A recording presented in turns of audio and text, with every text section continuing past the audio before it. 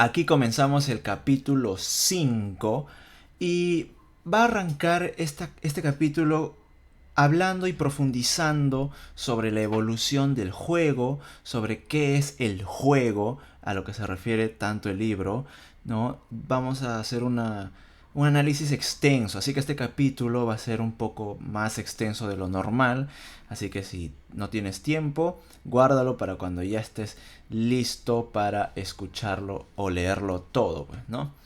Bien, pues pasemos a la lectura sin más preámbulo. Capítulo 5. Juego. La evolución del juego. Si alguna vez necesitas un recordatorio de cómo llegaste a una creencia o conjunto de creencias en particular, la mejor manera de considerar o reconsiderar ese proceso es escribir un libro sobre ello. El libro que ahora tienes en tus manos es la compilación de los últimos 12 años de mi participación en la llamada Manósfera. Ni siquiera se conocía como la Manósfera en ese entonces. Para los hombres y mujeres que han leído mis ideas desde la creación del Foro Sosuave hace casi 12 años, espero que encuentren esta sección como un remedio, como repasar viejos clásicos que habían interiorizado y que ahora dan por sentado. Si hago una referencia a la hipergamia o al imperativo femenino, para la mayoría hay un nivel estándar de precomprensión sobre los elementos asociados a cada uno de estos y muchos otros conceptos. Sin embargo, un problema de familiaridad surge cuando yo o cualquier otra persona familiarizada con la conciencia de la píldora roja hace un intento de educar a los no familiarizados. La comunidad de Red Pill Reddit hace un buen esfuerzo en ese sentido, pero después de pasar por 2 revisiones de este libro, se hizo evidente para mí y para mi editor que familiarizar a los no iniciados es un gran obstáculo para llegar a los hombres que más se beneficiarán de la desconexión. Otro término de la manósfera, ¿no? Desconexión, hipergamia, imperativo. Continuamos. Familiaridad. La mayoría de las peticiones que he recibido a lo largo de los años para el desarrollo de un libro completo de la ideología de el macho racional o el hombre racional ha venido de lectores que expresan el deseo de una versión condensada en forma de libro que puedan dar a sus familiares y amigos, en su mayoría hombres, con la esperanza de que entiendan mejor su necesidad de emancipación de sus modelos mentales femeninos, ¿no? Por supuesto que ese ha sido mi objetivo desde el primer día, pero presume que una gran parte de los lectores no estarán familiarizados con los términos y conceptos comunes que yo o los lectores conocidos ya conocen. Otra cuestión con la que me encuentro a menudo es la presunción de que los nuevos lectores de mi blog o los comentaristas de otros blogs están familiarizados con mi trabajo. A menudo me encuentro con que tengo que volver a enlazar con artículos en los que he cubierto un tema específico sobre el que un crítico o lector inquisitivo podría querer ponerme a prueba. En su mayor parte hago un esfuerzo consciente por no repetir algo que he tratado, a veces años antes, pero eso es simplemente una parte de la actividad de los blogs. Es una propuesta bastante difícil desconectar a los hombres de su condicionamiento de píldora azul, pero llevarlos a una comprensión de los principios a los que mentalmente se resisten o tienen aversión es un desafío particular. Por ejemplo, mi editor solo está familiarizado periféricamente con estos principios, lo cual es una especie de bendición y una maldición. En cierto sentido, me obliga a revisar los viejos posts y conceptos para ser más amigable con los novatos. Pero también me desafía a revisar cómo esos conceptos evolucionaron a lo largo de los años para hacer lo que yo y otros píldoras rojas consideramos ahora como fundamentos comunes. Por ejemplo, aunque podría debatir rigurosamente el concepto del imperativo femenino con aquellos que están familiarizados con él en el blog de Dalrock, tuve que pasar más de una hora definiéndolo con mi editor después de que él leyera mis artículos fundamentales sobre él. Más sobre esto más tarde. A ver. Juego. De estos conceptos, el que vuelvo a tratar con más frecuencia es el de juego. ¿Qué es el juego? A lo largo de mi blog y prácticamente en todos los blogs de los escritores de la manósfera, hay una constante presunción de que los lectores sabrán exactamente qué es el juego cuando se le refiera. El juego se ha elevado a un estado casi mítico, como un remedio para el hombre común que lucha por atraer la atención y la intimidad de las mujeres. Se ha llegado al punto en que la familiaridad con el juego se ha convertido en algo frívolo para los blogueros de la manósfera. Tenemos variedad de juegos. Hemos internalizado el juego. Tenemos el juego natural, el juego directo, el juego beta, etcétera, etcétera. Pero definir el término juego para alguien que no está familiarizado con las complejidades implicadas, los comportamientos y los principios psicológicos subyacentes en los que se basa el juego, es realmente difícil para los no iniciados entenderlo al principio, ¿no? O sea, ¿qué es el juego? ¿Qué rayos es el juego? Pues bien, vamos a continuar. Para los que no están familiarizados, solo la palabra juego parece inferir engaño o manipulación. No estás siendo real si estás jugando a un juego. Así que desde el principio partimos de una desventaja de percepción, ¿no? O sea, puede que la palabra quizás no sea la más precisa, pero es quizás la que conceptualmente lo define mejor. Esto se agrava aún más cuando se intenta explicar los conceptos del juego a un tipo que solo ha estado condicionado a ser él mismo, entre comillas, con las mujeres y cómo las mujeres supuestamente odian a los tipos que juegan con ellas. Por muy mal que suene, es en realidad en la explicación de cómo el juego es más que la percepción común lo que impulsa la discusión al nuevo lector para que se lo expliquen, ¿no? En su nivel básico, el juego es una serie de modificaciones de comportamiento en las habilidades de la vida basadas en principios psicológicos y sociológicos para facilitar las relaciones intersexuales entre los géneros. O sea, eso es una definición bastante compacta, ¿no? Es comportamiento, ¿no? Son habilidades, comportamientos que son aprendidos, porque los comportamientos y las costumbres, habilidades son aprendidas, ¿no? Creas o no, todo se aprende desde pequeño. Y relacionado a las relaciones intersexuales, ¿no? Continuamos. Juego temprano. En sus humildes comienzos, el juego fue un conjunto de comportamientos aprendidos, adaptados y modificados con el propósito expreso de mejorar el posible éxito, entre comillas, sexual de un hombre con las mujeres a las que solo tenía un acceso limitado, si es que tenía alguno. El juego se definió como una serie de habilidades y técnicas de comportamiento con las que se experimentaba y se desarrollaba por la floreciente cultura de los artistas de seducción, o los púas, de principio del 2000, ¿no? Ahí es cuando se volvieron muy famosos. Mientras que había un reconocimiento periférico dado a la psicología que hacía efectivos estos conjuntos de comportamiento, el propósito era más sobre el resultado y menos sobre la mecánica de la mente que hacía posible el resultado. Esta introducción fue para muchos el primer contacto de la actual manósfera con el juego formalizado. La calidad del arte en el arte de la seducción fue, y sigue siendo, realmente dejada a la capacidad del practicante de entender los fundamentos de la psicología del comportamiento con respecto a las mujeres y refinar una hábil habilidad para adaptarse y reaccionar a las señales de comportamiento cambiantes de su objetivo en un entorno y o contexto dado. Si este fuera el único alcance del juego, sería comprensiblemente muy corto de miras y de alcance limitado.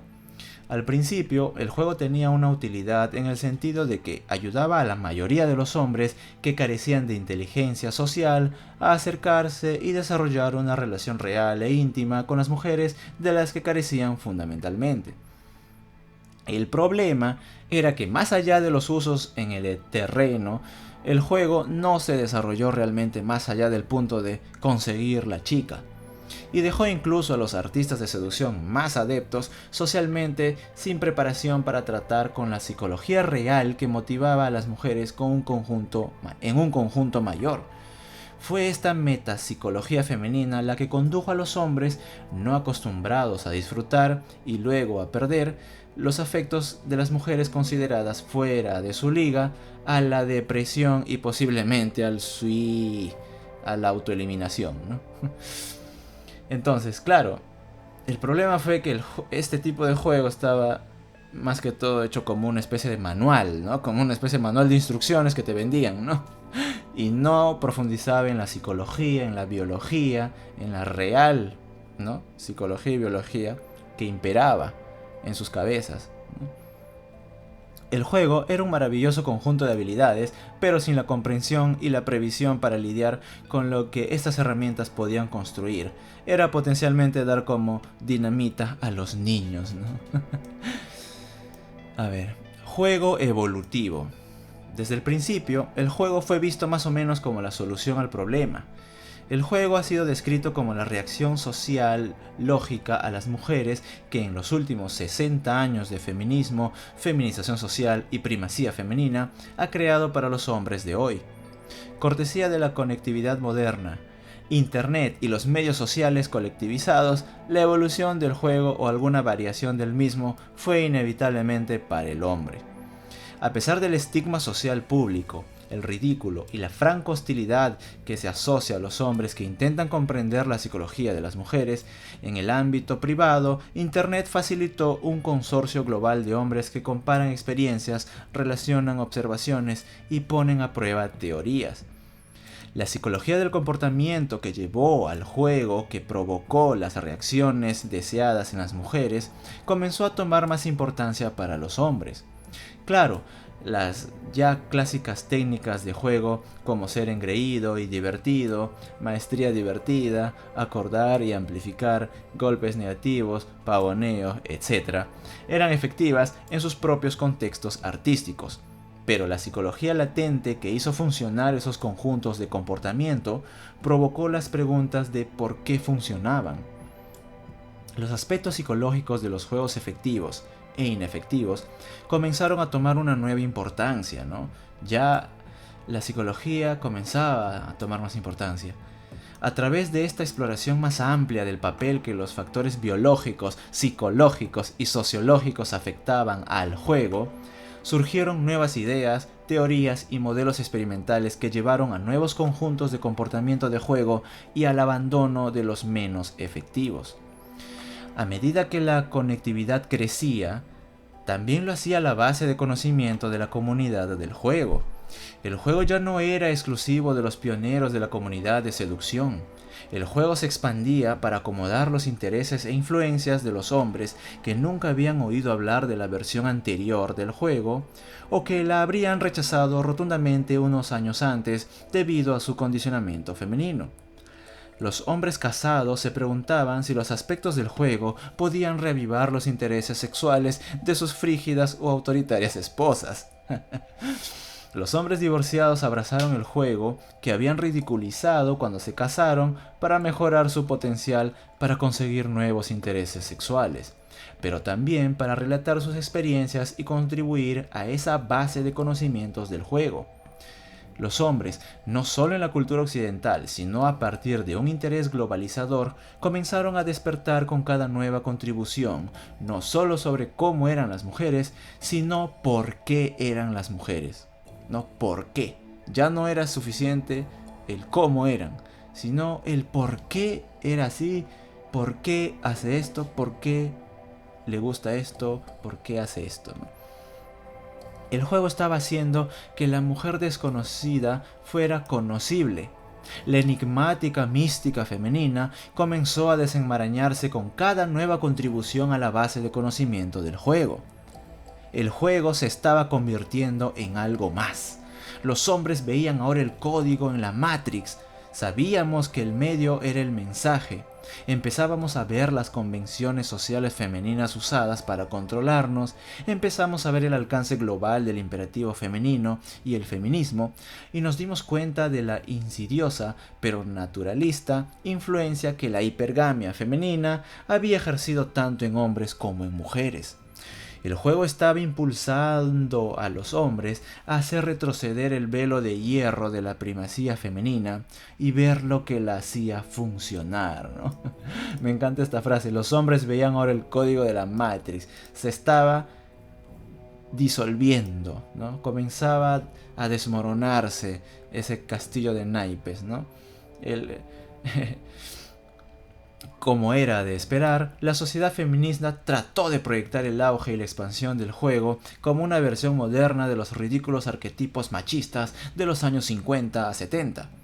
La amenaza de una forma de juego en evolución más válida intelectualmente tenía que ser ridiculizada y avergonzada como cualquier otra cosa masculina, por lo que la asociación con sus infames precursores artistas de seducción era la elección obvia para el imperativo femenino. Claro, como ya comenzaba a expandirse el conocimiento y se las comenzaba a desenmascarar, pues la reacción fue evidentemente bastante defensiva, ¿no? El estándar femenino apela a la Catch 22 masculina como primer recurso. Cualquier hombre que deseara aprender el juego era menos que un hombre por ese deseo, pero también menos que un hombre por no conocer ya el juego, tal y como se aprobó por el imperativo femenino. Entonces, vuelvan a leer esto para que se entienda mejor, ¿no? Esa contradicción y esa ilógica, ¿no? O sea, cualquier hombre que desea aprender sobre su comportamiento, o sea, sobre el juego, el porqué, su psicología, etc., ¿no? Era menos que un hombre por ese deseo, ¿no? Lo ridiculizaban. Pero también menos que un hombre por no conocer ya el juego, o sea, por no aceptar, por no comportarse el juego previo que el imperativo femenino se había instalado en la cabeza, ¿no? Las mentiras, ¿no? Cualquier hombre que pagara o invirtiera personalmente en el juego se asociaba con la cultura de la comunidad de seducción que se caracterizaba por ser una vuelta al Leisure Suits Larrys de los 70s. Bueno, no entendí esta parte. Continuamos. Juego contemporáneo. A pesar de todos sus esfuerzos de marginación para avergonzar de nuevo al juego en la oscuridad, el imperativo femenino encontró que el movimiento del juego no estaba siendo acobardado tan fácilmente como podría haber ocurrido en la mitad de los 90. El imperativo recaía en los fiables tópicos y convenciones sociales que siempre habían empujado a lo masculino a cumplir. En la cúspide del femenino en los 90, estas construcciones sociales funcionaban bien en un imperativo masculino aislado, avergonzado e ignorante. Pero con la evolución de Internet hacia finales del 2000, el juego se estaba convirtiendo en una amenaza que requería nuevas convenciones operativas femeninas para contenerlo. Claro, esto se convirtió en un movimiento imparable. ¿Por qué? Por la sencilla razón de que estaba basado en realidad, en teorías comprobables, en observaciones lógicas, en observaciones psicológicas, biológicas, ¿no?, que se comenzaban a expandir. El juego evolucionó más allá de los conjuntos de comportamiento y más allá de las mecánicas psicológicas y sociológicas que subrayaban la psique de las mujeres y las grandes socializaciones. Mientras que aún abarcaba toda esa evolución previa, el juego se estaba haciendo consciente de la gran metaescala social del imperativo femenino, ¿no? Se comenzaba a limpiar el parabrisas, ¿no? Se comenzaba a ver lo que realmente estaba al otro lado. El juego comenzó a ir más allá de las preguntas de por qué las mujeres son como son y a ensamblar cómo las aculturaciones intergenéricas que experimentamos hoy en día son lo que son. El juego se preguntó, ¿cómo llegamos a esto? El juego se ramificó en áreas específicas de interés en su ámbito para responder a estas preguntas más amplias y responder problemas más expansivos. Mientras que todavía tenemos todas las interacciones previas del juego, nos hemos expandido al juego cristianizado, al juego casado, al juego divorciado, al juego socializado, al juego de la escuela secundaria, etcétera, etcétera, etcétera. Se comenzó a generalizar y a ramificar en todos los aspectos de la vida de un hombre, ¿no? Con relación a las princesas. Sin embargo, el fundamento de todas estas áreas de especialización eran la necesidad de interiorizar y personalizar el juego en la vida de un hombre. El juego era el camino hacia el reempoderamiento masculino, un empoderamiento que incluso las mujeres de hoy en día todavía sienten que los hombres deberían respaldar. El juego requería una reinterpretación de la masculinidad hacia algo positivo, beneficioso y competente, algo totalmente aparte de los arquetipos negativos, vergonzosos y ridículos de los que 60 años de feminización habían convencido a mujeres y hombres. Llámalo alfa, llámalo masculinidad positiva, pero el juego requiere reimaginar la importancia del imperativo masculino. ¡Qué frase tan buena! El juego requiere reimaginar la importancia del imperativo masculino.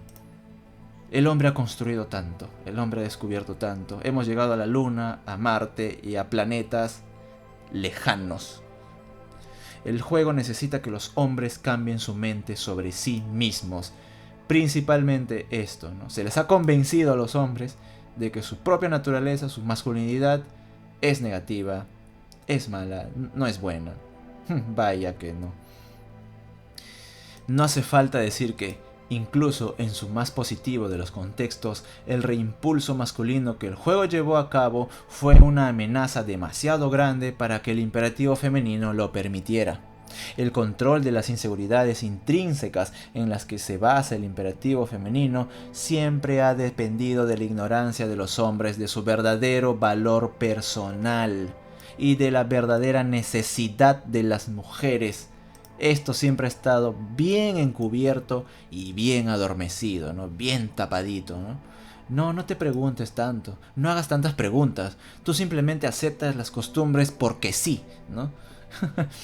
Los hombres seguirán siendo necesarios para las mujeres, pero que su inseguridad esté asegurada y el control del imperativo femenino esté para que su inseguridad esté asegurada y el control del imperativo femenino esté asegurado. ¡Claro que sí! Esta es la clave de todo. Los hombres seguirán siendo necesarios para las mujeres, para que su inseguridad esté asegurada y el control del imperativo femenino esté asegurado, sobre todo en lo político, ¿no? El control del imperativo femenino, sobre todo en lo político y en lo legal, ¿no? Ahí es donde está actualmente la mayor concentración del control del imperativo femenino, ¿no? El pozo de conocimiento y conciencia que representaba el juego tenía que ser envenenado. Las convenciones sociales en las que se había basado el imperativo femenino durante décadas ya no eran tan eficaces como lo eran en la era pre-internet. La continua expansión del juego en los reinos social, psicológico, evolutivo y biológico era evidencia de que el juego era algo que esas viejas convenciones no podían contener. Así que el imperativo desarrolló nuevas tácticas mientras reinventaba las viejas. La vergüenza y el ridículo eran, y siguen siendo, las tácticas rudimentarias a las que recurría el menos intelectual de los imperativos femeninos, pero la expansión del juego necesitaba algo más distorsionante. Los partidarios del imperativo femenino comenzaron a admitir ciertos aspectos universales que el juego había afirmado durante mucho tiempo sobre la naturaleza femenina y que el imperativo femenino había rechazado durante mucho tiempo, en un esfuerzo por apropiarse del impulso social que el juego había tardado más de una década en desarrollar. El imperativo femenino no podía discutir la validez extensa y comprobable de los principios del juego, por lo que busca reingeniería del juego desde adentro y modificarlo para su propio propósito. El imperativo femenino quiere solo el suficiente empoderamiento masculino para devolver a los hombres a un estado mejorado, realmente más antiguo, de utilidad para sus propios fines, pero no tanto como para que la verdadera emancipación masculina del imperativo amenace su dominio.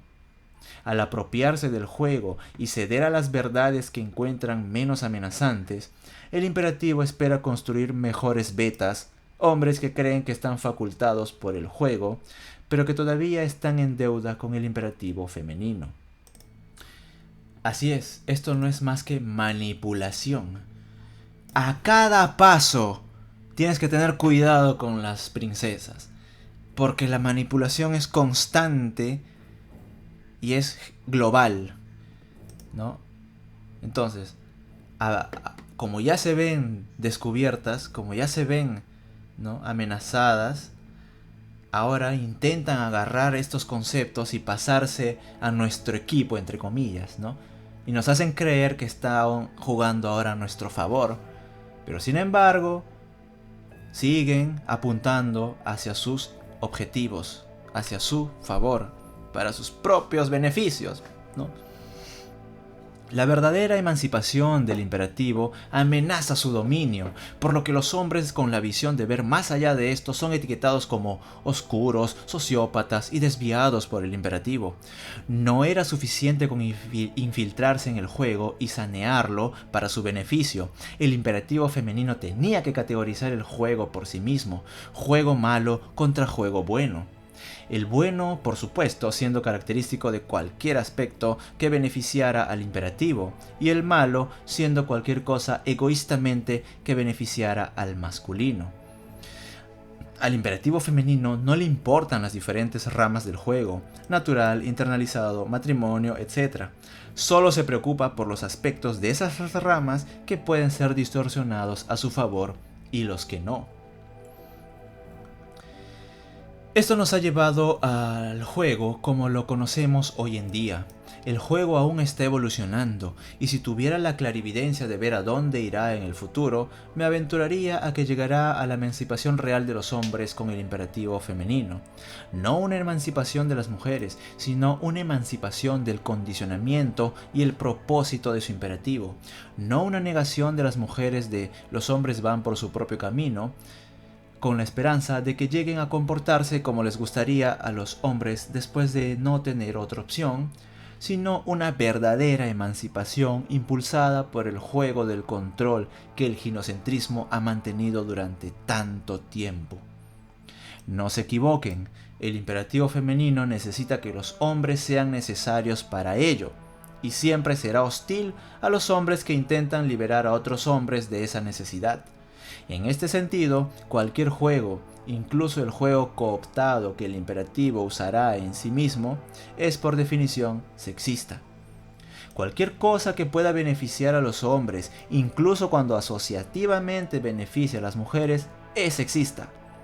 Liberar a los hombres de la Matrix, romper su condicionamiento y animarlos a reimaginarse a sí mismos y a sus personalidades para su propia mejora, es por definición femenina, sexista.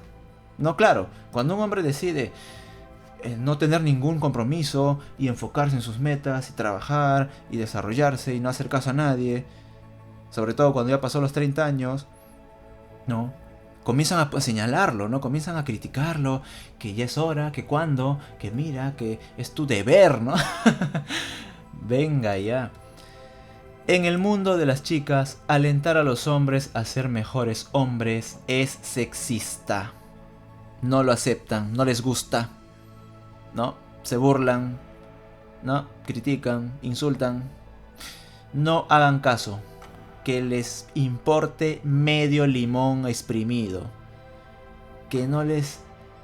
O sea, tienen que construirse con una confianza, justamente, con un convencimiento, para que así se venga el mundo encima tuyo, pues no importa. Tu propia familia te va a obligar, tu propia familia te va a presionar a que sigas su juego, sigas su imperativo, ¿no? Sigas lo que la sociedad y el sistema quieren que hagas, ¿no?